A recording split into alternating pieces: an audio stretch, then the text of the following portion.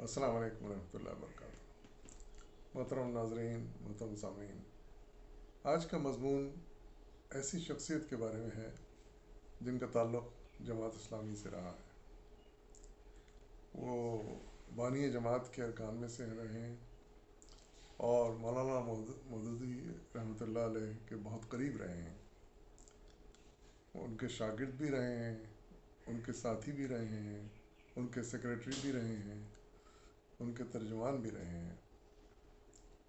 तो कई तरीक़ों से उन्होंने मौलाना और जमात की खिदमत की। ये हैं मोहतरम जनाब नईम सिद्दीकी साहब। तो इनके बारे में ये जो मजमून है, इनके साहबजादे ने तहरीर किया है। उनका नाम है नवेद इस्लाम सिद्दीकी। तो बड़े अच्छे अंदाज में इन्होंने मजमून तहरीर किया है, जिससे न सिर्फ ये कि नईम सिद्दीकी साहब के बारे में बड़ी मालूमात मिलती हैं और उनकी शख्सियत का अच्छी तरह तारुफ होता है, बल्कि मौलाना मौदूदी रहमतुल्लाह अलैह के बारे में भी कुछ ऐसी बातें मालूम होती हैं जो उनकी उस्तादाना तबीयत से मुताल्लिक़ थी, जिसमें कि वो अपने शागिर्दों को तरबियत देते थे इस तरीके से। तो बहरहाल आइए शुरू करते हैं मजमून को। तो नवेद इस्लाम सिद्दीकी साहब अपने वालिद साहब के बारे में उनके वाक़यात, उनके तफसीलात बता रहे हैं शुरू से। तो वो लिखते हैं कि सितंबर कहें या सितमगर, ये सच है कि उस्ताद और शागिर्द दोनों इसी महीने में दार फ़ानी से कूच कर गए। उस्ताद से मतलब मोहतरम मौलाना मौदूदी साहब रहमतुल्लाह अलैह, और शागिर्द से मुराद उनके वालिद यानी मोहतरम नईम सिद्दीकी साहब है। मौलाना सैयद मौदूदी 22 सितंबर 1979 और वालिद मोहतरम नईम सिद्दीकी 25 सितंबर 2002 को खालिक हकीकी से जा मिले। इसलिए इन्होंने इसको सितमगर का महीना कहा है कि उस्ताद और शागिर्द दोनों से हम इसी महीने में महरूम हुए। लेकिन साल उनका मुख्तलिफ था।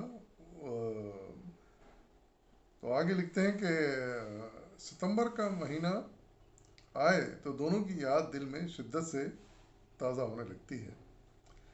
वालिद मोहतरम अपनी मंजूमात के एक मजमुए वो सूरज बन के उभरेगा के दीवाचे में लिखते हैं। यानी उन्होंने नईम सिद्दीकी साहब न सिर्फ एक अच्छे मुसन्निफ थे बल्कि अच्छे शायर भी थे। तो उन्होंने एक नज़म लिखी थी, वो सूरज बनकर उभरेगा जिसका उन्वान है। तो उसमें वो उसके इब्तदाई में लिखते हैं, उसके तारुफ में, कि सैयद उनके अल्फाज हैं, सैयद मौदूदी से मेरी दुनियावी रिश्तेदारी नहीं थी, नसब के लिहाज से भी कोई इश्ताक न था, पैदाइश के लिहाज से भी हमारा ताल्लुक़ किसी एक इलाके से न था। मैंने उनकी ज़ाती दायरा हयात में कभी कोई मुलाजिमत नहीं की, किसी तरह का फ़ायदा समेटने के लिए उनसे कोई सिफारिश भी नहीं कराई। ये सब ताल्लुकात मौजूद न थे, मगर उनसे बरतर एक ताल्लुक़ था जिसने सैयद मौदूदी को मेरे लिए दिल नवाज बना दिया था। इनका जो मजमून है, इसका उन्वान उन्होंने दिया लाखों में एक, और टाइटल में उन्होंने ये लिखा है कि जब एक आली नज़र उस्ताद ने अपने फ़िक्र और दानिश से अपने देहाती शागिर्द की ज़िंदगी बदल डाली। बहरहाल आगे फिर वो लिखते हैं कि उनका मुझ पर बहुत बड़ा एहसान ये है कि उन्होंने मेरे अंदर का ख्वाबीदा इंसान जगाया और मेरे जहन व फ़िक्र और अमल व किरदार में हरकत पैदा कर दी। ये एहसास मुझ पर ही न था बल्कि हज़ारों इंसानों में उन्होंने ईमानी व शऊरी तूफ़ान उठा दिया था।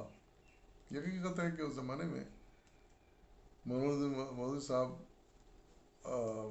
बहुत मकबूल हो गए थे, ख़ासतौर पर नौजवानों में, और बड़ा जज्बा, उन्होंने दीनी जज्बा पैदा कर दिया था।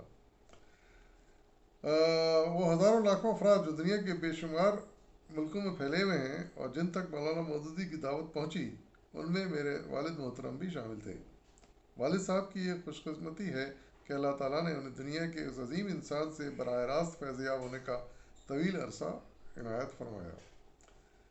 والد محترم نے مڈل تک تعلیم اپنے آبائی گاؤں خانپور ضلع چکوال کے مڈل اسکول سے حاصل کی تھی۔ بعد ازاں انہوں نے راولپنڈی کے نزدیک واقع ایک بستی کلر سیدان میں جماعت نہم میں داخلہ لیا۔ وہاں سکھ اور ہندو اساتذہ سے چند ماہ پڑھا۔ جلدی آپ کا دل اس بے مقصد تعلیم سے بیدار ہو گیا۔ آپ سمجھ گئے کہ تعلیم انگریز سامراج کو خدمتگار دینے کے علاوہ اور کچھ نہیں دے سکتی، لہٰذا آپ اسکول چھوڑ کر واپس اپنے گاؤں آ گئے۔ انگریزی راج کا دور تھا، وہ آزادی سے پہلے کی بات ہے، تو انہیں اندازہ ہو گیا کہ ہم صحیح معنوں میں کوئی اسلامی تعلیم ہمیں نہیں مل سکتی یہاں پر، صرف انگریزوں کی خدمت کے لیے وہ تعلیم و تربیت دیتے ہیں۔ آپ کو معلوم نہ تھا کہ تقدیر آپ کو دنیا کے عظیم استاد کا شاگرد بنانے والی ہے۔ آپ استاد کو نہیں جانتے تھے، یہ خبر بھی نہ تھی کہ استاد تک رسائی کے لیے خاص ذہنی استعداد کی ضرورت ہوگی۔ لیکن کلر سیدان سے واپس آ کر آپ میں اچانک شوق مطالعہ اتنا زیادہ بڑھ گیا کہ آپ نے دن دیکھا نہ رات، صحت کی پرواہ کی نہ غم روزگار کی، ہر چیز جو پڑھنے کے لیے دستیاب تھی اس سے استفادہ کرنے لگے۔ آپ 1932 سے 1937 کو اپنا پہلا دور مطالعہ کہتے تھے۔ آپ نے اس دور میں اردو ادب، اقبالیات، ابتدائی فلسفہ اور تاریخ اسلام کا باریک بینی سے مطالعہ کیا۔ انگریزی اور عربی زبان میں اپنی استعداد بڑھائی۔ اس دور میں آپ ادبی رسائل کا باقاعدہ مطالعہ کرتے رہے۔ اس میں نرنگ خیال، ہمایوں، ادبی دنیا، نگار، شاہکار، پھول، انتخاب لاجواب، رہنما تعلیم اور سالنامہ کارواں وغیرہ شامل تھے۔ مختلف چیزوں کا مطالعہ کرتے رہے وہ۔ دوسرا دور مطالعہ 1938 میں دارالاسلام میں مولانا مودودی سے ملاقات کے بعد شروع ہوا اور 1945 تک چلتا رہا۔ اس دور میں آپ نے اردو ادب، اسلامی نظام حیات اور مغربی فلسفے کا فکر مودودی کی روشنی میں مطالعہ کیا۔ والد صاحب 1938 میں مولانا مودودی کو قریب سے دیکھنے کا اشتیاق لیے دارالسلام یعنی پٹھان کوٹ پہنچے تھے۔ آپ نے وہاں 2 ماہ گزارے۔ ایک معلم کا کام علم حاصل کرنا ہے۔ مولانا مودودی علم پھیلانے کا کوئی موقع ضائع نہ کرتے تھے۔ مثلاً عصر کی نماز کے بعد مولانا سیر کو نکلتے تو ان کے ساتھ ترجمہ القرآن کے مینیجر کاتب مولانا صدر الدین اصلاحی اور والد محترم بھی ہوتے تھے۔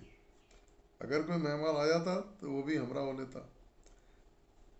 ٹہلتے ٹہلتے عصر کے بعد مولانا مودودی صاحب کے اصول تھا کہ عصر کے بعد باہر نکلتے، باہر ٹہلتے تھے تو ساتھ وہ نعیم صدیق صاحب بھی ہوتے تھے، اور ایک اور صاحب کا ذکر آیا ہے مولانا صدر الدین اصلاحی صاحب، اور بھی کوئی مہمان ہوتے وہ بھی شامل ہو جاتے۔ والد صاحب اپنی کتاب المودودی، یعنی آپ نے ایک کتاب بھی تحریر کی نعیم صدیقی صاحب نے مودودی صاحب کے بارے میں، جس کا نام ہے المودودی، تو اس کے صفحہ 37 میں لکھتے ہیں: ہم سب ساتھ جاتے، دین سیاست کے اہم مسائل پر بحثیں ہوتی، لطائف ہوتے، بستی اور اس کی اسکیم سے متعلق معاملات چھڑتے، ترجمان القرآن اور مکتبے کے امور کا تذکرہ ہوتا، اور اہم اور دلچسپ خطوط اور باہر سے آئے ہوئے سوالات اور اعتراضات پر بھی بات چیت ہوتی۔ اس بزم متحرک کی دلچسپیاں، ان کی یادیں تو اب دل و دماغ کا مستقل سرمایہ بن گئی ہیں۔ کبھی مغرب کے بعد کھانا یکجا ہو کر کھایا جاتا اور سلسلے گفتگو عشاء تک جاری رہتا۔ یہ وہ بیان تھا جو کتاب مودودی میں ان کے والد محترم نے مولانا مودودی کی صحبت کے بارے میں لکھا تھا۔ اس بحث میں متحرک یا چلتے پھرتے مکتب کی بات چیت کا پورا مواد تو والد صاحب کے ذہن میں نہیں رہا۔ 2 واقعات جو انہیں یاد تھے انہوں نے تحریر کیے ہیں۔ ان سے مولانا کے تدریس کے طریقہ کار کا اندازہ کیا جا سکتا ہے۔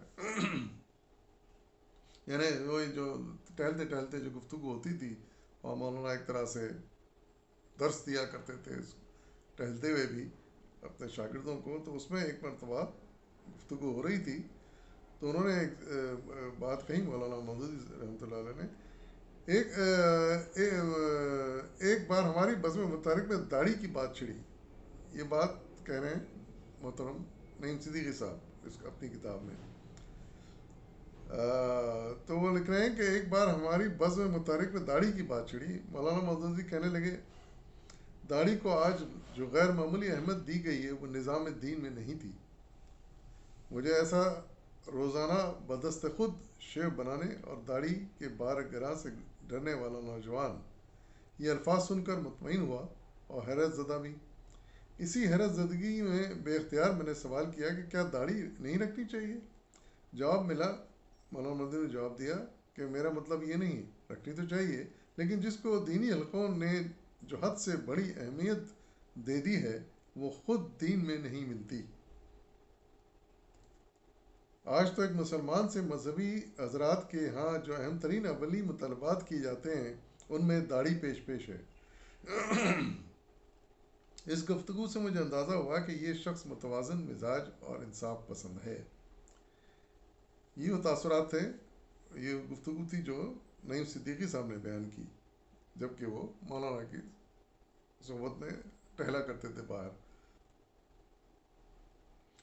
استاد کے دانشمندانہ جواب نے طالب علم کے ذہن میں اٹھے لاتعداد مسائل حل کر دیے اور تمام زندگی کے ہر معاملے میں راہ اعتدال پر چلنے کا راستہ دکھایا. والد صاحب درج 12 گفتگو کے بارے میں تبصرہ کرتے ہوئے لکھتے ہیں، پھر مزید تبصرہ انہوں نے لکھا ہے کہ یہ جو گفتگو اس بارے میں کہ اس سلسلے میں یہ بیان کر دینا مناسب ہے کہ لباس، رہن سہن، پردے اور زندگی کے دوسرے پہلوؤں سے متعلقہ مسائل میں مروجہ، جامد اور انتہا پسندانہ مذہبی تصورات اور ان کے خلاف نمودار ہونے والے رد عملی نقطہ نظر کے درمیان مجھے اس خط اعتدال کو پالنے کا موقع ملا جو مدتوں سے کھو چکا تھا. یعنی دین میں اعتدال جو ملا وہ مولانا مودودی کی وجہ سے ملا. بڑے میانہ روی تھی ان کی اور انتہا پسندانہ انداز بالکل نہیں تھا، چاہے وہ داڑھی کا معاملہ ہو، چاہے لباس کا معاملہ ہو یا کوئی اور معاملہ ہو. ایسی گفتگو کے زیر اثر بنیادی طور پر میرا نقطہ نظر بدل گیا، اگرچہ مجھے تب اس تبدیلی کا پورا شعور نہ تھا. دوسرا واقعہ زیادہ اہم ہے. اب استاد نے اپنی علمی گفتگو کے بعد اپنی ذاتی لائبریری سے نشان زدہ کتب کے مطالعے کے لیے طالب علموں کو دیں تاکہ وہ انہیں پڑھے اور غور کرے کہ مثبت اور منفی بات کس طرح نوٹ کی جاتی ہے. والد صاحب نے المودودی صفحہ نمبر 38 میں لکھا ہے، ایک اور ریفرنس دے رہے ہیں اپنی والد صاحب کی کتاب کا المودودی کا. تو اس میں انہوں نے لکھا ہے کہ حاشیے میں مودودی صاحب سے کسی موقع پر میں نے علامہ مشرقی کے نظریے اور ان کے پیدا کردہ تنظیم کے متعلق رائے دریافت کی. اس پر ایک لمبا سلسلہ گفتگو چھڑ گیا. مولانا نے تقریر نظریہ ارتقاء کی توضیح کر کے بتایا کہ درحقیقت علامہ صاحب نے اپنی فکر اور تحریک کی اساس اسی نظریے پر رکھی ہے اور اوپر سے اسے اسلامی اصلاحات کا جامہ پہنا دیا گیا ہے. ساتھ ساتھ مولانا نے مشورہ دیا کہ سنی سنائی باتوں کے بجائے مجھے علامہ صاحب کے اصل لٹریچر کو خود دیکھنا چاہیے اور ٹھوس طریقے سے کوئی رائے قائم کرنی چاہیے. یہ بھی بڑی اچھی انہوں نے رائے دی. یہ تھی تو علامہ مشرقی کے بارے میں، ان کی کتابوں کا طالب کے بارے میں، لیکن حقیقت یہ ہے کہ کسی کے بارے میں بھی کوئی رائے قائم کرنی ہو تو اس کا ان کا مطالعہ پہلے کر لینا ضروری ہے.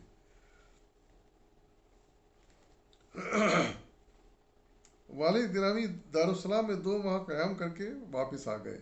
آئندہ 4 سال آپ اپنے گاؤں میں رہے. درمیان میں کچھ عرصے کے لیے راول پنڈی، مری اور لاہور بھی قیام کیا، لیکن اب آپ کے لیے ہر چیز کا سمجھنا آسان ہو چکا تھا. 1942 میں آپ مستقلاً دارالسلام منتقل ہو گئے. 1947 تک آپ کو عصر حاضر کے اس عظیم انسان سے فیضیاب ہونے کا خدا نے بھرپور موقع دیا. آپ نے مولانا مودودی رحمۃ اللہ علیہ کو اپنا استاد، مرشد اور رول ماڈل بنایا۔ والد صاحب نے اس تعلیمی دور کے بارے میں لکھا ہے کہ وہاں سب طالب علم تھے، محسوس ہوتا گویا ہمارے اندر کا پرانا انسان دم توڑ گیا اور ایک نیا انسان ابھر رہا ہے۔ انہوں نے وہاں کے طریقہ تعلیم کے بارے میں لکھا، پھر ان کا کوٹیشن انہوں نے دیا اس کی کتاب کا: ہم نے مودودی صاحب سے جو چیز بھی قبول کی اپنی آزادی رائے کو برقرار رکھتے ہوئے اور دلیل اور عقلیت کی بنیاد پر قبول کی۔ مودودی صاحب نے بھی اس طریقہ تعلیم و دعوت کو سوچ سمجھ کر اپنایا تھا۔ وہ دراصل اندھے مرید نہیں چاہتے تھے۔ میں نے دارالسلام میں دوسرے رفقا کے ساتھ مولانا کے حلقے درس میں قرآن و حدیث کا جو مطالعہ کیا، در حقیقت اس نے میرے ذہنی سانچے کو بڑی حد تک بدل کے رکھ دیا۔ مسلسل 5 برس یعنی 1942 تا 1947 یہ حلقہ درس ایک اسٹڈی سرکل کے سے انداز میں ہماری ذہنی و اخلاقی تربیت کا ذریعہ بنا رہا۔ مولانا کے درس قرآن سے تو دارالاسلام میں مقیم تمام حضرات فائدہ اٹھا رہے تھے۔ خاص بات یہ ہوئی کہ والد صاحب کو معلم نے خط و کتابت کے لیے چن لیا۔ اس تعلیم و تربیت نے آپ کے علم میں بے حد و حساب اضافہ کیا۔ وہ خود لکھتے ہیں، یعنی ان کو خط و کتابت لکھنے کی ذمہ داری ان کو دی، نعیم صدیقی صاحب کو، مولانا مودودی صاحب نے۔ تو اس بارے میں وہ لکھ رہے ہیں، نعیم صدیقی صاحب کے طویل عرصے ڈاک میرے سپرد رہی۔ بالعموماً بعد ظہر میں مولانا کے پاس جاتا، کبھی دفتر میں اور کبھی باہر آم کے پیڑ تلے نشست رہتی۔ ہم علمی خطوط کے جوابات مولانا خود املا کراتے تھے، یعنی خطوط جو آتے تھے مولانا مودودی کو، اس کے جوابات مولانا انہیں سے تحریر کرایا کرتے تھے نعیم صدیقی صاحب سے۔ کبھی کبھی تو مودودی صاحب نے مجھ سے مسئولہ خطوط پڑھوا کر پہلے سنتے بھی، لیکن اکثر محض یادداشت کی بنا پر ہی اسے ترتیب سے جواب لکھوا دیتے، جس ترتیب سے خطوں میں سوالات ہوتے۔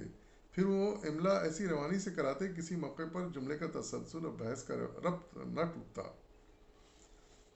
مزید لکھتے ہیں کہ سارے خطوط املا نہیں کرائے جاتے تھے، بلکہ بعض کے متعلق مولانا صرف اشارات دے کر انہیں لکھنے کی ذمہ داری مجھ پر ڈال دیتے۔ اس احساس ذمہ داری کی وجہ سے میں بھی پوری کاوش اور محنت کرتا۔ یہ مولانا کا مستقل طریقہ تربیت تھا، یعنی ذمہ داری جواب کی پوری ڈال دیتے تھے، کچھ اشارے دیتے تھے کہ یہ باتوں کا خیال رکھنا۔ چنانچہ مجھے خطوط نویسی کے زمانے میں دوسروں کے مقابلے میں مولانا کی سیرت کا زیادہ گہرا مطالعہ کرنے کا موقع ملا۔ ساتھ ساتھ میری فکری تربیت ہوتی گئی اور نظام اسلامی کے متعلق علمی کاوش کے دروازے مجھ پر کھلنے لگے۔ شاید میرے اسلوب نگارش پر بھی اس دور کا اثر پڑا۔ والد صاحب کا ایک اور ذریعہ تعلیم ترجمہ القرآن بھی تھا۔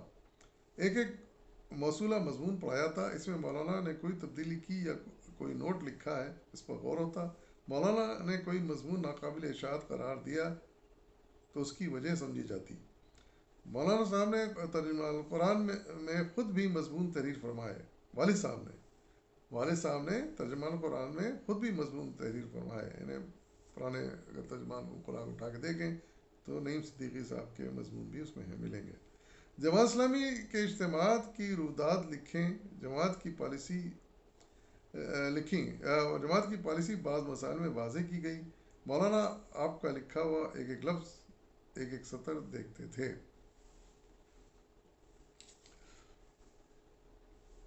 والد صاحب نے 1941 سے 1969 یعنی انتقال کے وقت تک زمانے کو دور تعلیم قرار دیا ہے۔ اس 38 سالہ دور میں ہم نے نہ صرف دین کا اصل مدعا مولانا سے سمجھا، بلکہ ان سے لفظاً قرآن و حدیث کے درس سے بلا جھجک ان سے ہر طرح کے سوالات کیے، ان سے بحثیں کیں، دماغ میں اپنے دور کے جتنے اثرات بھرے ہوئے تھے ان کے سامنے اگل دیے۔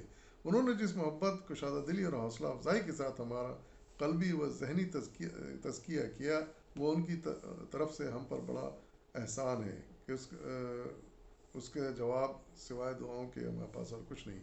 پھر ملکی و بیرون الاقوامی سیاسیات، معاشیات، نظری ارتقاء، مارکسزم، جمہوریت، فسطائیت، ہندو شاہیت وغیرہ سے متعلق وسیع مباحث میں انہوں نے جس طرح ہمارے ذہنوں کی آبیاری کی اور دنیا کے ہر فتنے کے بالمقابل جس خوبصورتی سے رموز دین کو ہم پر آشکار کیا، اس کا بیان ممکن نہیں۔ کہنا یہ چاہیے کہ 38 برسوں کا پورا زمانہ ایک کالج یا یونیورسٹی میں گزرا، جس میں ایک ہی شخص تمام مضامین کا لیکچرار اور پروفیسر تھا، اور جس کا اصل مرکزی موضوع نظام اسلامی کا احیاء تھا۔ یہ بھی انہوں نے والد صاحب کی تحریر سے کوٹیشن لیا ہے، اور مودودی صفحہ 385 پر ہے۔ اب وہ لکھ رہے ہیں کہ واہ واہ خدا کی قدرت، ہندو اور سکھ استادوں کے بجائے رب کریم نے ایک مفکر اعظم سے والد محترم کو تعلیم دلوا دی۔ اس تعلیم نے ان کی زندگی کی راہیں بدل دیں۔ آپ نے لکھا ہے، پھر والد صاحب کے کوٹیشن کوٹ کر رہے ہیں وہ، میں سچ کہتا ہوں کہ اگر میں اس سعادت یعنی مولانا مودودی کی شاگردی سے محروم رہتا تو ایک دیہاتی نوجوان کی حیثیت میں زیادہ سے زیادہ کلرکی یا مدرسہ یا ایڈیٹری جیسا کوئی کام کر لیتا۔ دوسری طرف اخلاقی حیثیت سے ماحول کا تیز و تند دھارا نہ جانے مجھے کن گردابوں میں لے جا کے پھینکتا۔ پروفیسر خورشید احمد کا مضمون نعیم صدیقی مرحوم ماہنامہ ترجمہ القرآن نومبر 2002 میں شائع ہوا تھا۔ اچھا، پروفیسر خورشید احمد نے بھی ان کے بارے نعیم صدیقی صاحب کے بارے میں ایک مضمون لکھا۔ انہوں نے بھی لکھا کہ والد صاحب کے ذہن میں مولانا مودودی کا کیا مقام تھا۔ ان کے الفاظ ہیں پروفیسر خورشید احمد صاحب کے کہ ہم تو انہیں صرف نعیم صدیقی ہی کے طور پر جانتے تھے۔ یہ عقدہ بعد میں کھلا کہ ان کا اصل نام فضل الرحمان ہے۔ ان کی پیدائش خانپور ضلع چکوال میں ہوئی، جماعت اسلامی کے بانی ارکان میں سے تھے، اور 1941 میں بوریا لے کر مدرسے کی تعلیم نامکمل چھوڑ کر مولانا مودودی کی خانقاہ دارالسلام میں داخل ہو گئے۔ پھر علم، ادب، تحقیق، صحافت، نظم، نثر ہر میدان میں اپنا لوہا منوایا۔ نعیم صاحب طرز ادیب اور مشکل کشا مفکر تھے۔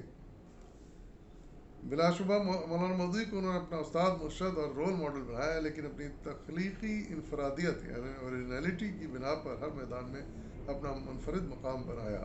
تصنیف و تالیف کے میدان میں انہوں نے گراں قدر خدمات انجام دی۔ ان کا سب سے بڑا علمی کارنامہ محسن انسانیت صلی اللہ علیہ وسلم ہے، جو سیرت نگاری میں نئی روایت کی بنیاد ہے۔ حضور اکرم صلی اللہ علیہ وسلم کی ذات برکات پر ہر پہلو سے کام ہوا ہے، لیکن نعیم صاحب نے محسن انسانیت کے ذریعے، یعنی کتاب ہے سورۃ النبی پر جس کا عنوان ہے محسن انسانیت، کے ذریعے سے وہی خدمت انجام دی جو تفسیر کے میدان میں مولانا مودودی نے تفہیم القرآن کی شکل میں انجام دی۔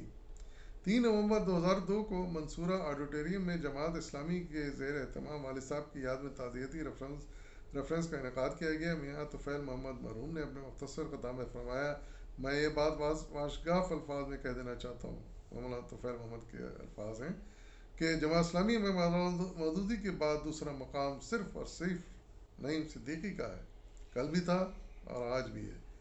مولانا محترم لاکھوں میں سے ایک تھے جنہوں نے فکر مودودی سے فیضان حاصل کیا۔ دوسری طرف وہ لاکھوں میں سے ایک تھے جنہیں اللہ تعالیٰ نے مولانا مودودی سے سب سے زیادہ فیض یاب ہونے کا موقع دیا۔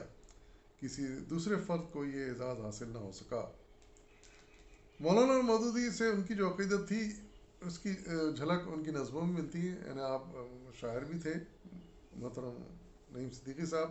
ایک نظم ان کی یہاں تحریر فرمائی آپ نے، کس شہر سے آ گیا بلاوا، کس دیس چلی تیری سواری، تھا نصف صدی کا ساتھ اپنا، فرقت کی گھڑی ہے کتنی بھاری، ہے مہر سکوت صبر لب پر، سینے میں چھپے ہیں زخم کاری، حکمت کے گہر لٹائے تو نے، اپنا ہی رہا ہے فہم آری، مرقد پہ تیرے شعائیں برسیں، چھایا رہے ابر فضل باری۔